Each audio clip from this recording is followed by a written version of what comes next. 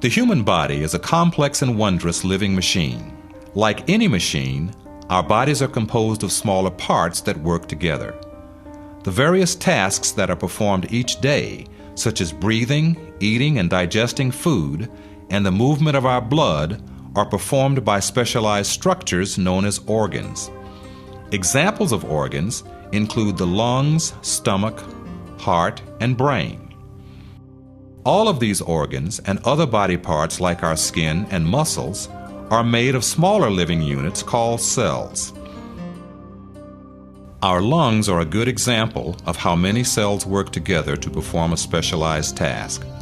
The cells in our lungs work together to allow us to take in oxygen from the air and get rid of waste products such as carbon dioxide. Our lungs are composed of many millions of cells working together to accomplish this task. Cancer is the result of a long process that begins when one of the cells in an organ or tissue becomes damaged or altered in a way that causes it to break free from the normal controls that allow our cells to work together in harmony. A group of misbehaving cells can cause the same kinds of problems in a body that a defective part would cause in any other type of machine. A normal cell will divide only when it receives a chemical signal telling it to do so. These signals are interpreted in the nucleus, and the cells reproduce their genetic information and divide into two identical daughter cells through a process called mitosis. Cancer cells do not obey this rule and will divide even if they do not receive appropriate signals. In addition to the signals that normal cells receive telling them to divide, they are also told when to stop dividing. This prevents too many cells from being made. In fact, the cell division process is a highly ordered process. This is a critical issue in cancer because cancer cells do not obey or require normal signals for division.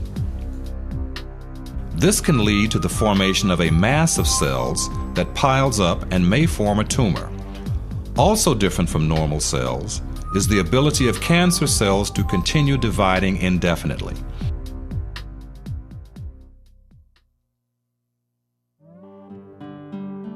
An important point about cells is that no matter what their job is in the body, they all have the same general structure. The cells that make up our lungs, heart, or brain are all similar in their overall appearance, even though their jobs are quite different. Just as the organs that they form are made of smaller structures, cells themselves are composed of smaller parts that help them perform their jobs. These smaller structures are called organelles. Of particular importance in cancer is the organelle known as the nucleus. The nucleus can be thought of as the brains of a cell. It contains the information that acts as the blueprint for each and every one of us, just as a manual would contain instructions to assemble a chair. Specifically, this information is contained within the chromosomes that reside in the nucleus. Individual units of information are called genes. At a chemical level, genes are made of deoxyribonucleic acid, or DNA. All of our cells contain the same set of information. It is only how the information is used that makes them different. For example, cells in the lungs use different bits of the blueprint to do their job than the cells in our stomach. In cancer, changes to the DNA cause some of the genes to fail to perform or to do their job in a way that causes problems for the affected individual. In short, all cancers are thought to result from changes to DNA that alter critical genes and change the behavior of the affected cells. If a change occurs to the nucleotide sequence, it is like having the letters of a word changed. An alteration in a gene is called a mutation. How do all these changes occur? There are actually a number of different things that can cause mutations. Examples include chemicals that can be swallowed or inhaled, such as those found in chewing tobacco and cigarette smoke, and radiation from the sun or artificial sources like a tanning bed. Sometimes mutations occur without any known external cause. They just happen.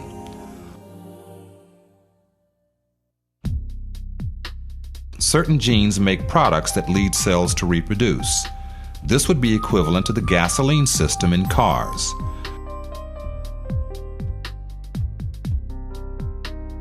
The genes that are responsible for making cells divide are known as proto-oncogenes.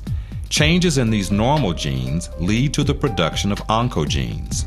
The result may be cells that divide in the absence of proper signals.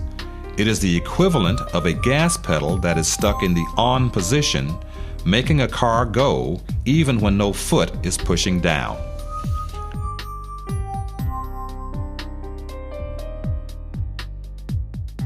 Genes whose products function as the equivalent of cellular brakes also exist. As a group, these genes are known as tumor suppressors. Humans have 2 copies of each gene, one inherited from each parent. If a single copy of a tumor suppressor is damaged, the other copy is usually able to stop the cell from behaving abnormally. This would be like losing either the front or rear brakes of a car. The car may be damaged, but would still be able to stop. But if the second set of brakes is damaged as well, the car would not be able to stop, just as the cell would not be able to stop dividing if both copies of the tumor suppressor genes are damaged.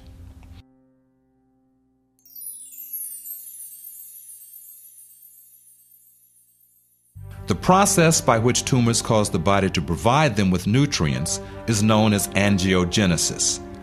Like the hungry plant in the Little Shop of Horrors, a growing tumor sends out signals that essentially say, "Feed me." The messages from the tumors cause nearby blood vessels to send over new extensions that deliver food and oxygen.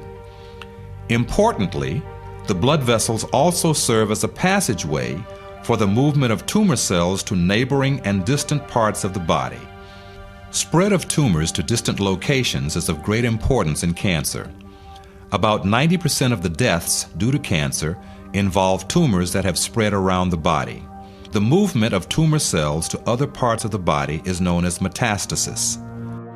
Metastasis is a complex process during which cancer cells break off of the original or primary tumor and move through the body to form tumors at new locations. From the point of view of a cancer cell, this is a dangerous and often unsuccessful process. A trip through the body is full of hazards that cause the death of most cells that begin the journey, even tough cancer cells. To begin the process, individual cells must break away from the tumor and invade nearby vessels. The cells crawl along the surface of other cells and the fibrous, stringy structure surrounding them and then force their way in. Shown here is the invasion of the blood supply. Once inside a blood vessel, the cancer cells may perish from a variety of causes. Some cells die simply because they are unable to survive floating around in the bloodstream. Others may become damaged and die when they squeeze through tight spaces or bump into the walls of the blood vessels.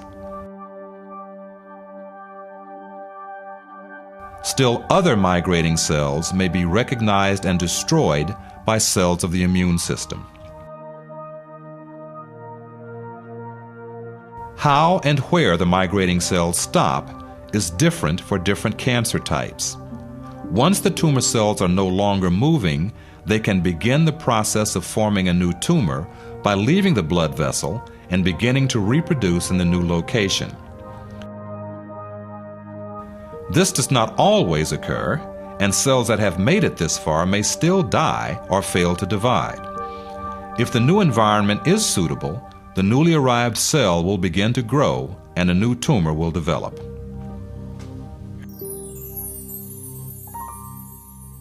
One way that the development of cancer is prevented is via the death of defective cells. A cell that becomes mutated or damaged will first attempt to repair the damage.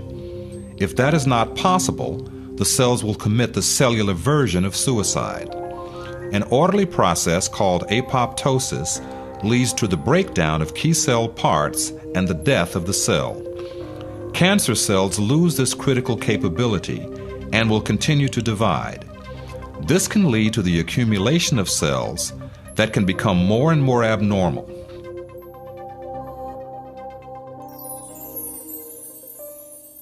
Due to the high rate at which cancer cells accumulate mutations, a tumor that originally started as a single abnormal cell is actually made up of many slightly different cells.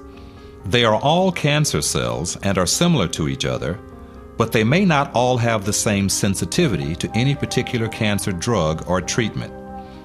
When this mixed bag of cells is exposed to a drug, most of the cells will probably die.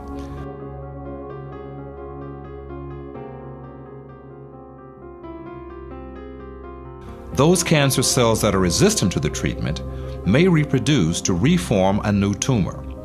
Importantly, this new tumor will be unlikely to respond to the same treatment. Their mutations make them invulnerable to that drug.